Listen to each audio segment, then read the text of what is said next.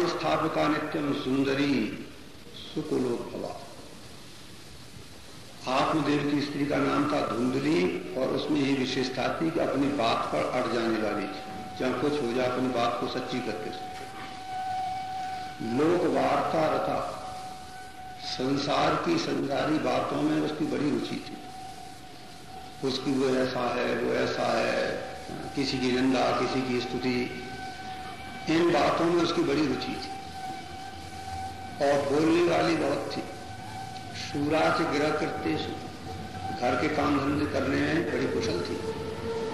और कृपण थी, और कलह प्रिया, झगड़ालू थी। ऐसे दोनों स्त्री और पुरुष उनको रहते रहते बहुत दिन हो गए। अर्थ और काम उनके पूर्ण थे, और उनके कोई संतति नहीं थी, तो उन्होंने अनेक साधन किए संतान उत्पत्ति के लिए, पुत्र उत्पत्ति के लिए। गौ का दान किया, पृथ्वी का दान किया, सोने का दान किया। धनार्धम धर्म मात्रेण ताभ्याम नीतम, आधा धन उन्होंने धर्म में लगा दिया, पर न उनका कोई पुत्र हुआ न कोई पुत्री हुई। बड़ी चिंता थी इस ब्राह्मण को। एक दिन दुखी होकर के वो जंगल में निकल गया, भूखा प्यासा। जंगल में जाकर के एक तालाब था, वहां जाकर के बैठ गया। प्रजा दुखे न कर सका, और कोई दुख नहीं था उसको। घर में और सब प्रकार का सुख था, केवल उसके पुत्र नहीं था, इसीलिए दुखी था। प्रजा दुखे न कर सका। तालाब के पास बैठा हुआ था, एक महात्मा वहां आए। उन्होंने वो तालाब में से जल पिया, वो वृक्ष के नीचे बैठ गए। तब उसने देखा कोई महात्मा आकर के बैठे हैं, तो ब्राह्मण देवता जाकर के उनके चरणों में प्रणाम किया, और चरणों में प्रणाम करके लंबी लंबी सांस लेने लगा। निश्वसन संस्थित पूरा। महात्मा ने कहा, अरे ब्राह्मण देवता क्या बात है, कथम रोदुष विप्रत्वम। रोने लगा महात्मा के सामने। महात्मा बोले, अरे क्या कष्ट है ब्राह्मण देवता, बताओ, अपने दुख का कारण तो बताओ। ब्राह्मण बोला, महाराज हम क्या कहें, आप तो सब जानते हैं, हमारा कोई ऐसा पूरा पाप, पूर्व जन्म का पाप है कि हमारे मदिया पूर्वजा स्वयं कवोष्ण मुख भुंजते। हमारे जो पूर्वज हैं, पितर हैं, वो जब मैं जल देता हूं तो थोड़ा गर्म करके पीते हैं। इसका क्या तात्पर्य? मनो मैं जब जल देता हूं तो हमारे पूर्वजों को ये चिंता है कि अब तो ये जल दे रहा है, अब आगे इसमें कोई संतान नहीं है, तो फिर हमको जल कौन देगा। तो हमारे पितरों को भी जो है चिंता है, तो अपनी चिंता जनित सांसों से थोड़ा उस जल को गर्म करके पीते हैं। उनको चिंता हो जाती है, जल पीते हैं तो जल गर्म हो जाता है। उसका तात्पर्य हुआ कि मैं चिंतित नहीं हूं, हमारे जो पूर्वज पितर हैं उनको भी दुख है इस बात। मत दत्तम देव विनंती, पीठ क्या देवा हो जाता है। महाराज मैं पुत्र न होने से दुखी, इसलिए मैं तो प्राण त्याग करने के लिए आया हूं। दिग्जीवितम प्रजाहीनम दिग्ग्रहण प्रजाहीन। अरे ऐसा क्या, जिसके बच्चा नहीं उसका क्या जीवन, जिस घर में बालक नहीं खेलता उसका क्या जीवन। दिग्धनम चाणपत्य से दिक्कुलम सुंदर। मैं महाराज जिस गौ को लाता हूं वो भी बंध्या हो जाती है, बच्चा नहीं देता। वृक्ष में लगाता हूं, फल नहीं देता है। कई बाहर से मैं फल ले आता हूं, तो मेरे में कितना भाग्यहीन है। ऐसा कह करके वो जोर जोर से रोने लगा। महात्मा ने कहा, रे तू आ, वहां सामने आ गया बैठ। कोई सन्यासी जो थे, योगी थे, उन्होंने उसे सामने बिठाया और चट से दी उन्होंने उसको सब उसकी रेखाएं देखी। तब भालाक्षर मालांचे वास्यामास योगवान। बड़े योगी थे महात्मा, उन्होंने जो उसकी ललाट के जो अक्षर थे, अक्षरमाला थी, जो जो चिन्ह थे, वो सब उन्होंने देखी। भगवान की रचना अचिंत रचना रूप से, हम लोगों को शरीर की रचना कैसी विलक्षण है। हाथों में ऐसी रेखाएं बना दी हैं कि जिनको देख करके ज्योतिषी बता देगा, जहां हाथ देखने वाला वो ये ऐसा होगा, ऐसा होगा, ऐसा। पैरों में ऐसी रेखाएं बना दी जिनको देख करके सारे जीवन का हाल कर दे। मस्तक में ऐसी रेखा बना दी, कैसे कैसे चिन्ह शरीर में बना दिए हैं। जानकार लोग उनको देख करके ही भगवान की कैसी महिमा, कैसे प्रभु की विलक्षण रचना है। शरीर में ऐसी ऐसी रेखाएं चिन्ह हैं जिससे वो हमारे जीवन का हाल बता दे। तो उन्होंने उनकी तदभालाक्षर मालांच वाच्या मासू, उस ब्राह्मण के मस्तक के सब अक्षरों को बांट लिया और बोले वो, अरे मुंचा ज्ञानम प्रजान को, अरे ये तो एक अज्ञान है, मूर्खता है, विद्या है, हमारे बालक नहीं, हमारे बालक, अरे इसको छोड़ो। कर्मणो बलिष्ठा कर्मणो गति, अरे कर्म की बड़ी विलक्षण गति होती है, और तुम विवेक का आश्रय लो और संसार की वासना को छोड़ दो। अरे लड़का और लड़की हो, ये तो ये संसार की बातें, प्रपंच है। देख मैंने तेरे प्रारब्ध को देख लिया, सप्त जन्मावधि, ये जन्म नहीं, तेरे ऐसे संकेत मिलते हैं तेरे शरीर में, तेरे मस्तक में, कि आगे 7 जन्मों तक तेरे पुत्र नहीं होगा। आपकी तो बात क्या है। और संतति पुत्र के पुत्रों से 10,000 पुत्र सगर के थे, उसको क्या सुख मिला। रेचाप्त कुटुंबासाम संन्यासी सर्वथा, देखो देखो अगर संसार में सुख होता तो हम ही महात्मा क्यों होते। देख छोड़ झगड़े को, अब तू घर से निकल ही आया है और हमसे ले ले, इस समय मंत्र ले ले, संन्यास ले ले, आराम हमारा साथ रहे। यहां किसी प्रकार का कष्ट नहीं, दुख नहीं। संन्यासे सर्वथा सुखम, यहां किसी प्रकार का दुख नहीं है इसमें। रेचाद कुटुंबासान संन्यासी सर्वथा, और सन्यासी होकर के भी दुखी रहता है, वो पाएगा सन्यासी। वो तो कहते हैं सन्यासी सर्वथा सुख, मर रहा है तो सुख है, बीमार है तो सुख है, तो मौरी उसकी। हाँ, दुख से तो सन्यास ले लिया उसने। सन्यासी सर्वथा सुखम। ब्राह्मण बोले महाराज तुम्हारे इस विवेक का मैं क्या करूंगा, ये तो बड़ी बात रखो से। पुत्रम देह बलादपी, मैं तो जो चाहता हूं मुझे तो पुत्र दो, अगर मेरे भाग्य में होता तो हो ही जाता, मैं तुमसे क्या मांगता। इसलिए अपने तप के बल से, अपनी तपस्या के, अपने आशीर्वाद से हमको पुत्र दो, नहीं तो फिर मैं अपने आप प्राण छोड़ता हूं आपके सामने, ब्राह्मण हत्या को स्वीकार करता हूं। पुत्रादि सुखहीनो ही संन्यास शुष्क ही, ये संन्यास में क्या लूंगा मैं, जिसमें पुत्र पौत्र आदि का कोई सुख नहीं। गृहस्था सरसो लोको, पुत्र पौत्र सब मिलता। गृहस्थ तो सरस है, जो पुत्र हैं पौत्र हैं। ऐसा ब्राह्मण का आग्रह जब देखा महात्मा ने, महात्मा बड़े तपस्वी थे, योगी थे, तो उनके बच्चू चित्रकेतु भी बड़ा दुखी हुआ विधाता के लेखों को मिटाने से।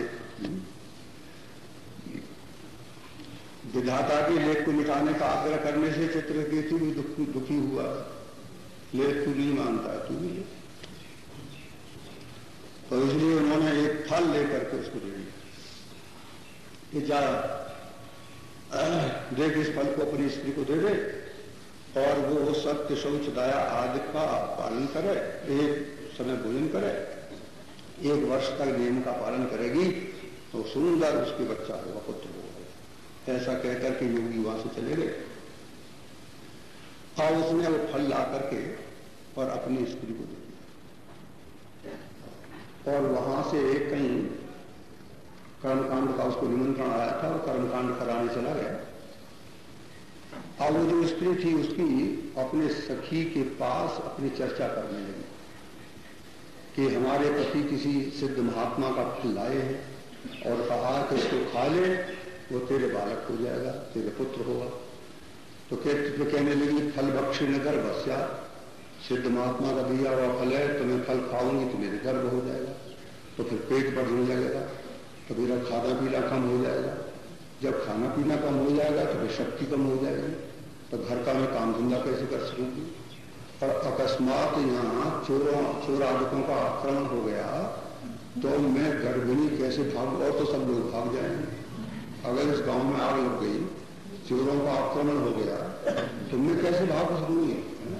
पलायित गर्भिणी कथम,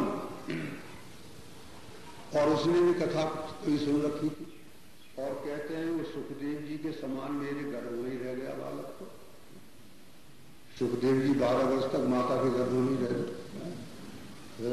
प्रार्थना करने पर निकले बाहर आए, तो कहते सुखबन निवसित गर्भ, सुखदेव जी के समान मेरा बालक भी नहीं निकला, गर्भ से वहीं रहने लगा, तो मैं उसे कैसे बाहर करूंगी। और त्रियक्षे और उत्पन्न होने के समय वो टेढ़ा हो गया तो मैं मरी जाऊंगा, और बच्चा पैदा करने के समय कितना दुख होता है, मैं कैसे सहन करूंगी। और मैं जब दुर्बल हो जाऊंगी तो मेरी ननद मेरा सम्मान मता ले जाएगी यहां से। संहरे तदा, और ये सत्य शौचादिक का नियम तो बहुत कठिन है। 1 वर्ष तक सत्य का पालन करना, शुद्ध रहना, एक समय भोजन करना, इन नियमों का पालन करना बड़ा कठिन है। बच्चे का लालन पालन करना कितना कठिन होता है।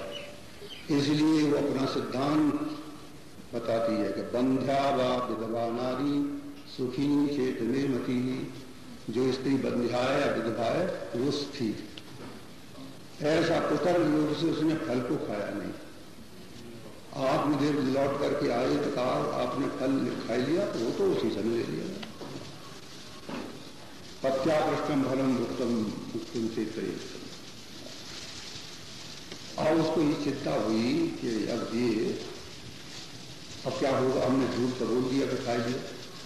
एक दिन उसकी बहन उसके घर में आई, उसके बच्चा उसके गर्भवती थी, तो उसकी बहन ने पूछा अरे तू दुबली क्यों होती जाती, तू चिंतित क्यों रहती। तो वो अपनी बहन को सारी बात बताई। अरे मैंने झूठे कह दिया, मैंने फल खाया था, नहीं फल तो रखा है, तो अब मैं क्या करूंगी पीछे। तो उसकी बहन ने कही मेरे तो और बालक हैं, अब ये बच्चा जो होगा मैं तेरे को छिप करके दे दूं मिला करके। तम दास्याम प्रसूजिता, जब बच्चा पैदा होगा तो छिप करके हम तेरे को लाकर दे दें, तब तक तू गर्भवती के समान छिप करके रहे अपने घर में आनंद से, और तू हमारे पति के लिए कुछ धन संपत्ति दे दे, तो फिर वो बच्चा देने में जो है कोई ना नहीं करेगा।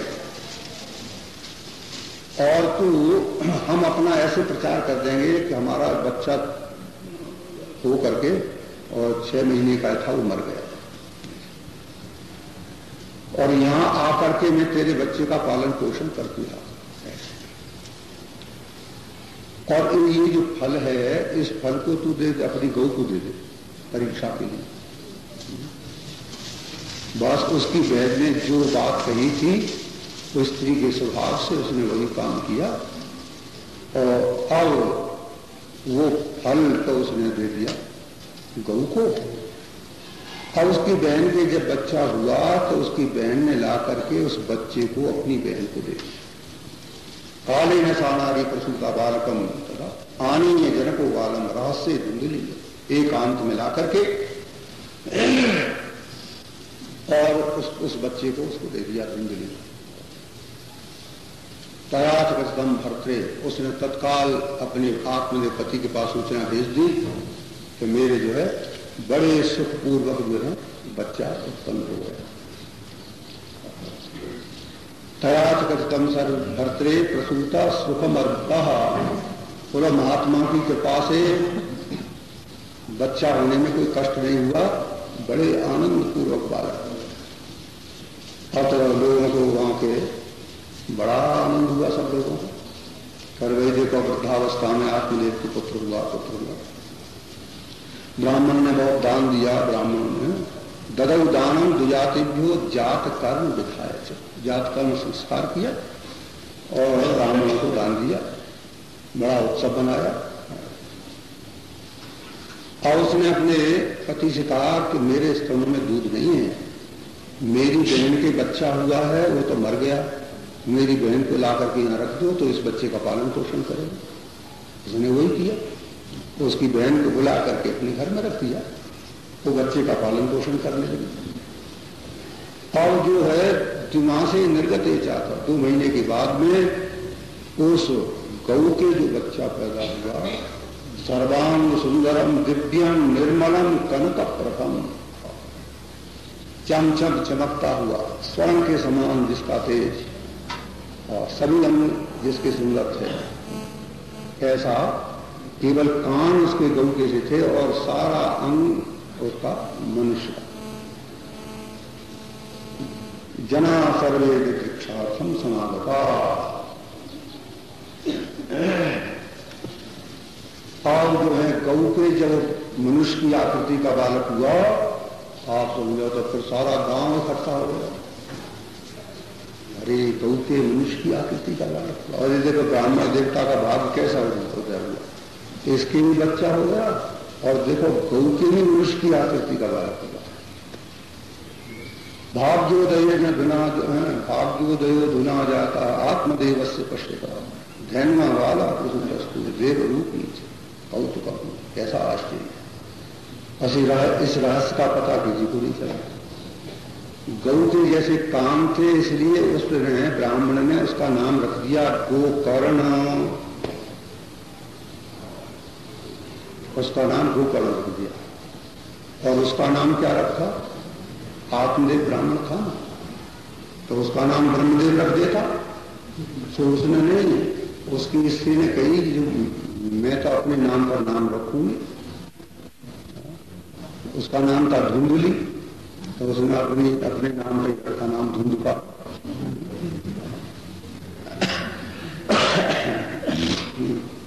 वैसे पिता के नाम पर लगभग मिलता जुलता नाम होना चाहिए, तो उसने उसका नाम ब्रह्मदेव था उसके पिता का, तो उसने आत्मदेव था, तो उसे कहता ला इसका नाम ब्रह्मदेव रख दे। कि नहीं, जो 10 महीना पेट में मैंने रखा है और तुम्हारे नाम पर मैं नाम रखूंगी तो अपने नाम पर रखूंगी। तो उसने नाम रख लिया धुंधुकारी, तो इसका नाम हुआ गोकर्ण। और गोकर्ण जो थे वो तो बड़े धर्मात्मा थे, बड़े शांत थे, पंडित थे, ज्ञानी थे। और धुंधुकारी महाखला, बड़ा दुष्ट था, कभी स्नान नहीं करता था, जो मिल जाए वो खाए ले, बड़ा क्रोधी, चोर, सबसे द्वेष करने वाला, दूसरे के घर में आग लगा दे, किसी बच्चे को ले ले और उसको छोटे छोटे बच्चों को इधर उधर डाल दे, कुएं में डाल दे। अंधों को ले जाए तो अंधा आराग लोग हम उनको रास्ता बताते हैं, और ऐसी जगह खड़ा कर दे जो गड्ढा होगा, गिर जाए। दीनाम धानाम प्रपीडक, चांडालों के साथ में रहता है, बड़ा हिंसक। वेश्याओं के संग से उसके पिता के धन को नष्ट कर दिया, माता पिता को एकदम ताड़ित करके सारा धन वहां से ले गया। तत्पता का कृपणा प्रोचे धनहीनो गरोगा।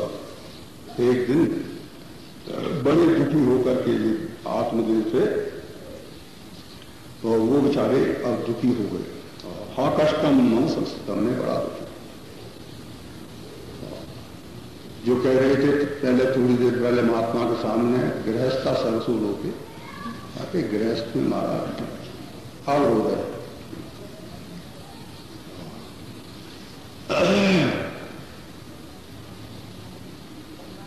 तो अपने पिता को दुखी देख करके वहां गोकर्ण उनके पास आए और कहने लगे, पिताजी असारा खल संसारो दुख रूपी विमोह, पिताजी संसार में सार नहीं है, कुछ असार है। तुम मात्र सारम निस्सारम कलरी सार संनिगम। जैसे केले के वृक्ष में कोई सार भाग नहीं होता, पत्ते ही पत्ते होते। एक छिलका काट दो फिर भी छिलका, फिर भी छिलका। केले के वृक्ष में जैसे सार नहीं होता, ऐसे संसार जो है तुम मात्र ही तो सार है। ये शरीरों का पतली पतली जो त्वचा चढ़ रही है, वह इसी में मोहकता है, आकर्षण है। इसके पीछे है क्या? इसलिए ये कहते हैं असार खल संसारो दुख रूपी और विमोह का मोह में डालने वाला। यहाँ किसका धन है, किसका पुत्र है? स्नेहवान ज्वलते निशम, जिसके हृदय में स्नेह है वो हमेशा दुखी रहता है।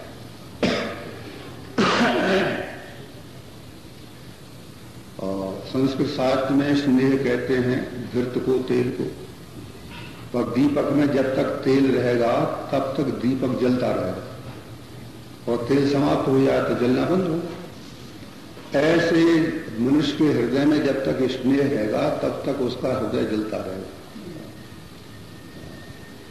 किसी का लड़का अभी आया नहीं बाहर से, हर समय पूछा रहा कि क्या बात हुई, कहीं एक्सीडेंट तो नहीं हो गया, क्यों नहीं आया, क्या हुआ, चिंता में पड़ा रहा। स्नेहवान ज्वलते निशम।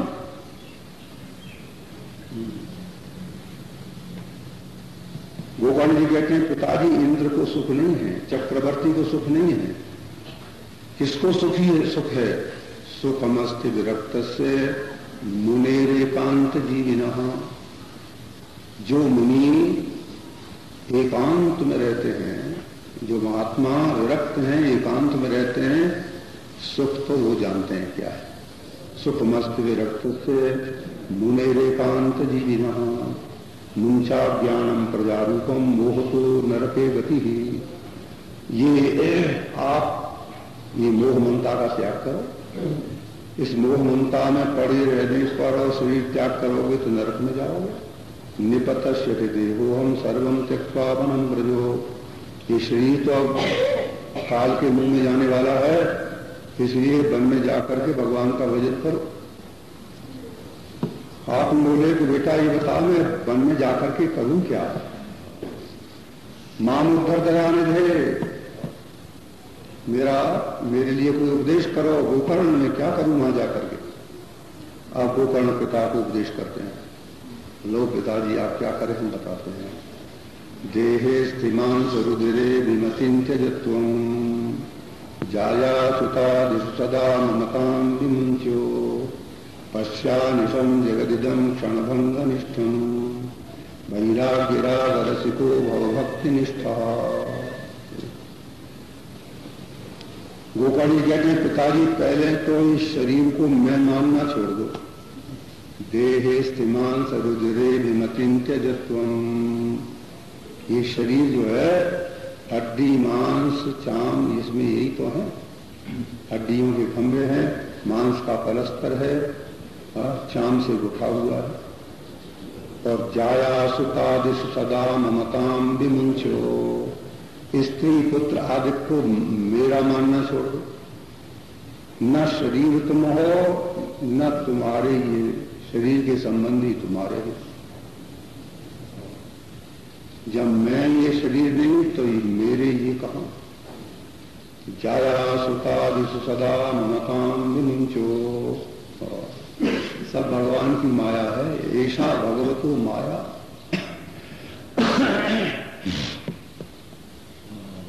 पश्यानिशम जगदिदम क्षणभंगनिष्ठम। और ये सारा जगत एक एक क्षण में नष्ट होने वाला है।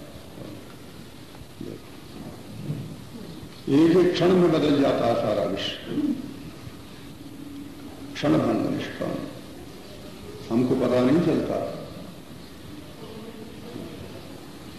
अच्छा, एक एक क्षण में परिवर्तन न हो तो किस दिन नहीं परिवर्तन होता है? पहले हम बच्चे थे, फिर युवा हुए, बुढ़े हो गए, तो क्या किसी महीने में, किसी वर्ष में, किसी एक तारीख में परिवर्तन हुआ है ना? एक एक क्षण में बदलता है, एक एक क्षण।